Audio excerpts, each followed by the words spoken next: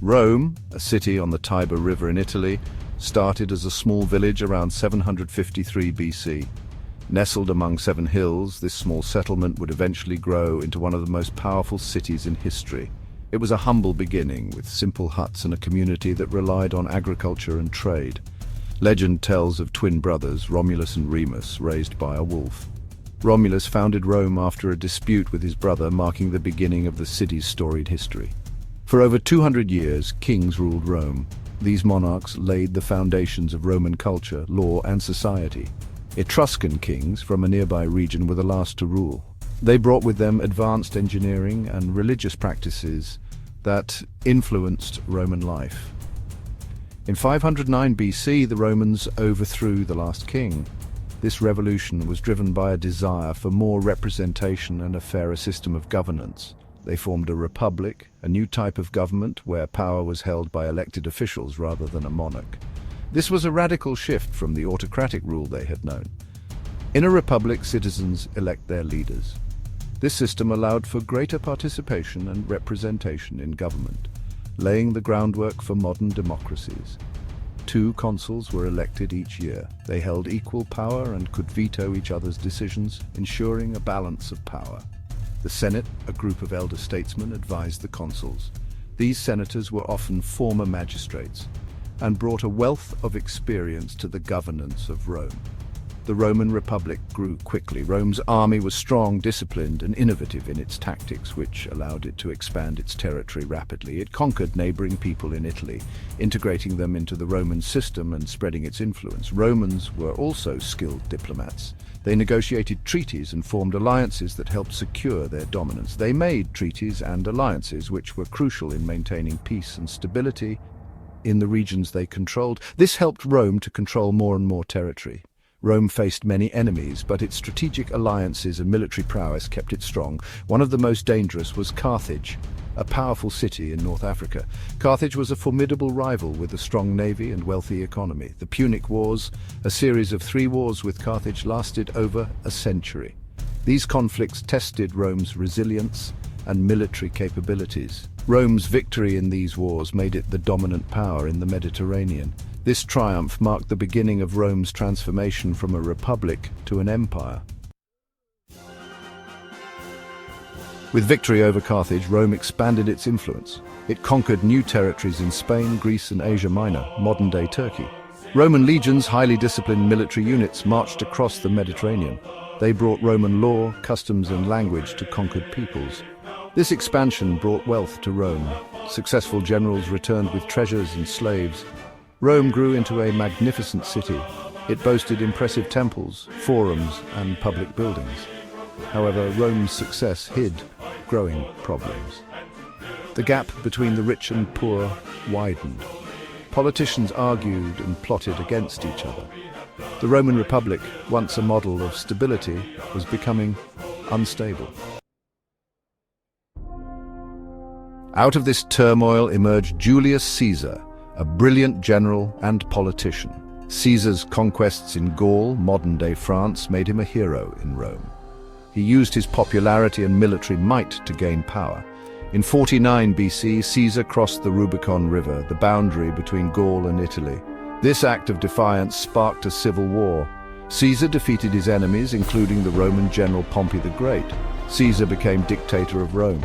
He initiated many reforms, such as a new calendar and land redistribution. However, his growing power alarmed some senators. They saw him as a threat to the Republic. Section 4. From Republic to Empire. In 44 BC, a group of senators assassinated Julius Caesar. They hoped to save the Republic. Instead, their actions plunged Rome into another period of civil war. Caesar's adopted son Octavian emerged as the victor. He defeated Mark Antony and Cleopatra, Caesar's former lover, in the Battle of Actium in 31 BC. Octavian became the first Roman emperor, taking the name Augustus. The Roman Republic was no more. A new era, the Roman Empire, had begun. Section 5. The Pax Romana. The reign of Augustus marked the beginning of the Pax Romana, a period of peace and prosperity that lasted for over 200 years. Augustus, the first Roman emperor, implemented reforms that stabilized the empire and laid the foundation for this era of relative tranquility. The Roman Empire reached its greatest extent under Emperor Trajan in AD 117. Trajan's conquests expanded the empire's borders, bringing new territories and wealth under Roman control. It stretched from Britain in the north to Egypt in the south, encompassing diverse cultures and peoples. The integration of these regions into the empire facilitated the exchange of ideas, goods, and traditions. From Spain in the west to Mesopotamia in the east, the Roman Empire's vast expanse was connected by a network of roads and sea routes, enabling efficient communication and trade across the empire. Roman emperors built roads, aqueducts, and public buildings throughout the empire. These infrastructures not only facilitated military movements but also improved the daily lives of Roman citizens by providing essential services and amenities. Roman law and administration brought order and stability. Trade flourished as merchants and traders moved freely across the empire, contributing to economic prosperity. Roman culture spread throughout the empire. The construction of amphitheaters, temples, and public baths showcased Roman architectural prowess and provided venues for entertainment and social gatherings. Latin, the language of Rome, became the language of administration and commerce. It served as a unifying factor, allowing people from different regions to communicate and conduct business effectively. Roman art, literature, and architecture influenced many cultures. The legacy of Roman achievements in these fields can still be seen today as they continue to inspire and shape modern societies. Section 6. The Empire's Long Decline. The Roman Empire, despite its power, faced challenges. From the 3rd century AD onwards, a series of crises shook the empire. Political instability, economic problems, and barbarian invasions weakened Roman power. Emperors rose and fell in quick succession. The army, once the backbone of the empire, became less reliable. Inflation soared and trade declined. Barbarian tribes such as the Goths, Vandals, and Huns pressed on the empire's borders. In an attempt to stabilize the empire, Emperor Diocletian divided it into two halves in AD 286, the Western Roman Empire and the Eastern Roman Empire. This measure, however, only delayed the inevitable. Section 7. Legacy of Rome. The Western Roman Empire continued to decline, facing numerous internal and external challenges. Political instability, economic troubles, and military defeats weakened the once mighty empire. In AD 410, the Visigoths, under their leader Alaric, sacked Rome. This was a significant event in history, marking the first time in 800 years that Rome had fallen to a foreign enemy. This event shocked the Roman world. The citizens of Rome, who had long believed in the invincibility of their city, were left in a state of disbelief and fear. It was a symbol of Rome's declining power. The once grand structures and monuments began to crumble, reflecting the empire's weakening grip on its vast territories. In AD 476, a barbarian general named Odoacer deposed Romulus Augustulus, the last Western Roman emperor. This marked the end of the Western Roman Empire. This event is traditionally seen as marking the fall of the Western Roman Empire.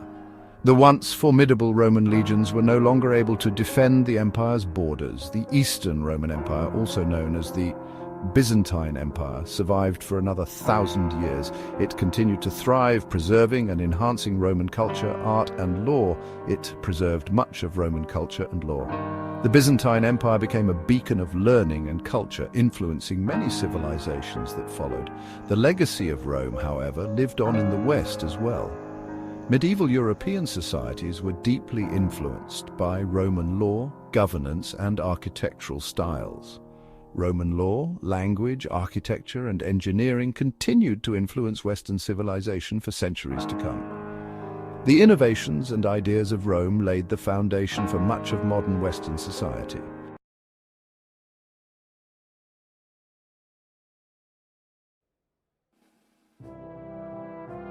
The Roman Empire was once a symbol of power and order. It seemed invincible. However, even the mightiest empires can fall. Rome's decline teaches us that no civilization is immune to collapse. By understanding Rome's mistakes, we can learn valuable lessons for our own societies. Rome's story is a reminder that power is fleeting, It's a story of internal struggles and external pressures. It is a story that holds important lessons for us today. The fall of the Roman Empire was a complex process. It was a slow decline over centuries, not a sudden event. This makes it even more relevant to us today. We can see similar patterns emerging in our own time. By studying Rome, we can learn how to build more resilient societies. We can avoid repeating the mistakes that led to Rome's downfall. Rome's journey began as a small city-state in Italy. It rose to become a vast empire that dominated the Mediterranean world. This incredible feat was achieved through military might, strategic alliances, and efficient administration. The Roman army was a formidable force. It conquered vast territories and defended the empire's borders. Roman soldiers were renowned for their discipline, training, and effectiveness in battle. Rome's infrastructure was another key to its success. The Romans built an extensive network of roads, aqueducts, and public buildings. These structures facilitated trade, communication, and the movement of troops. Roman law and governance were also highly advanced. The Romans developed a complex legal system and a sophisticated system of administration. These systems helped to maintain order and stability throughout the empire. Rome's success was not based solely on military power. It was also a result of its ability to adapt and integrate conquered peoples. Rome's inclusive policies contributed to its long period of dominance. Despite its outward strength, the Roman Empire was plagued by internal problems that gradually weakened its foundations. These problems eroded Roman society from within, making it vulnerable to external threats. One of the most significant internal problems was political corruption. As the empire grew, so did greed and corruption among its ruling class. Political assassinations and power struggles became common, creating instability and weakening the empire's leadership. Economic problems also contributed to Rome's decline. The empire faced high inflation, unemployment, and a decline in trade. Over-reliance on slave labor discouraged technological innovation and stifled economic growth. Social decay was another major challenge. The Roman elite became increasingly decadent and out of touch with the common people. Moral decline, loss of civic virtue, and a widening gap between the rich and poor further weakened the social fabric of the empire. The vast size of the empire, which was once a source of strength, became a liability. Governing such a vast territory proved increasingly difficult. Communication breakdowns and logistical nightmares made it challenging to maintain control and respond effectively to crises. Section 4. The barbarian threat, external pressures. While internal problems weakened the Roman Empire from within, external pressures mounted, ultimately leading to its downfall. Among these pressures, the most significant was the constant threat of barbarian invasions. For centuries, the Roman army had held back waves of migrating Germanic tribes and other groups. However, as Rome weakened internally, these barbarian tribes saw an opportunity to push further into Roman territory. The Huns, a nomadic group from Central Asia, played a significant role in the barbarian migrations that destabilized the Roman Empire. The Huns' westward expansion pushed Germanic tribes into Roman territory, creating a domino effect. The Visigoth sack of Rome in 410 CE was a symbolic blow to the empire's prestige. It demonstrated the Roman army's inability to defend the empire's heartland and marked a turning point in Rome's decline. The Romans increasingly relied on foreign mercenaries to bolster their dwindling legions. While these mercenaries provided much-needed manpower, they often lacked loyalty to Rome and were more interested in personal gain than in defending the empire. The combination of internal weakness and relentless barbarian pressure proved too much for the Roman Empire to withstand. The once mighty empire was crumbling under the weight of its own problems and the onslaught of external enemies. Section 5. The Western Empire crumbles. The fall of the Western Roman Empire was a gradual process rather than a single event. It was the culmination of centuries of decline marked by political instability, economic hardship, social decay, and relentless barbarian pressure. In 476 CE, the last Roman emperor in the West, Romulus Augustulus, was deposed by the Germanic warlord Odoacer. This event is often cited as the official end of the Western Roman Empire. However, the empire had been crumbling for centuries, and its fall was already well underway. The deposition of Romulus Augustulus did not mark the end of Roman influence or culture in the West. However, it did signal a profound shift in power and the beginning of a new era in European history. Following the fall of the Western Roman Empire, Europe fractured into a patchwork of Germanic kingdoms. These kingdoms inherited some aspects of Roman culture and law, but they also brought their own traditions and customs, shaping the development of Western civilization in new ways. The fall of the Western Roman Empire serves as a cautionary tale about the impermanence of power and the importance of addressing internal problems before they become insurmountable. Section 6. The East endures Byzantium's story.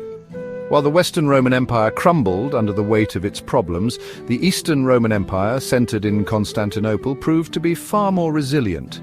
The Eastern Roman Empire, later known as the Byzantine Empire, survived for another 1,000 years, preserving Roman traditions and influencing the development of Eastern Europe and the Middle East. Several factors contributed to the Byzantine Empire's longevity.